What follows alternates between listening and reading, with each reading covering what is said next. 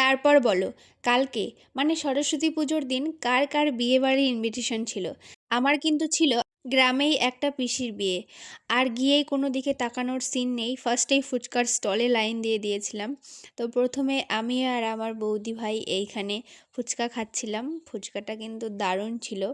আমি তো খেয়েই যাচ্ছিলাম, তারপরে আমার মা বলল আর খাস না, তাহলে আর পরের খাবারগুলো খেতে পারবি না, তাই স্টপ করে দিলাম। প্রত্যেকটা বিয়ে বাড়িতে গিয়েই আমি এমন করি, প্রথমে এমন স্টার্টার খাই, তারপরে আর মেন কোর্সে কিছু খেতেই পারি না।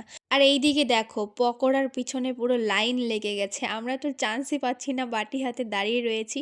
এরপর একটু নাচানাচি করে নিচ্ছিলাম, আর বিয়ে বাড়িতে তো না নাচলে মজাই হয় না বলতে গেলে, তাই আমরাও একটু হালকা পাতলা নাচ করছিলাম। কালকে একটু ঠান্ডাটা কমই ছিল। আর যতই ঠান্ডা থাকুক, মেয়ে মানুষ বিয়ে বাড়িতে চাদর সোয়েটার এগুলো পরবে না, এটা বলতে পারো মেয়ে মানুষের একটা ট্যালেন্ট।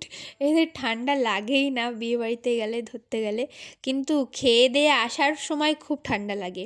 এরপর একটু কফি খেয়ে নিচ্ছিলাম, কারণ খাওয়ার ওইখানে আমরা জায়গাই পাচ্ছিলাম না।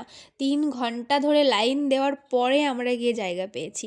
আর আমি তো যতবার কফি খেতে যাব, কফি বা চা, আমার জিভ পুড়বেই। কালকেও ঠিক সেরকমই হয়েছিল, জিভটা পুড়ে গেছে। এইদিকে দেখো বর চলে এসেছিল, আর লাইটটা পুরো আমার ক্যামেরার সামনে পড়েছে, এই জন্য তোমাদেরকে বরকে ভালো করে দেখাতে পারলাম না। ওপরে দেখো কি সুন্দর বাজি ফাটছিল, সেটাও দেখছিলাম। এরপর অবশেষে আমরা খাওয়ার টেবিলে জায়গা পেয়েছি।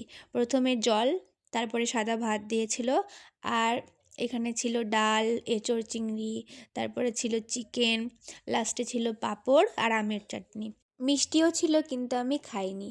আর লাস্টে ছিল আইসক্রিম, আর আমি ভিডিও করতে গিয়ে আইসক্রিমের কাঠিটাই ফেলে দিয়েছি। আমার মা আবার তুলে দিচ্ছে আর বলছে বেশ হয়েছে, বাড়ির এসে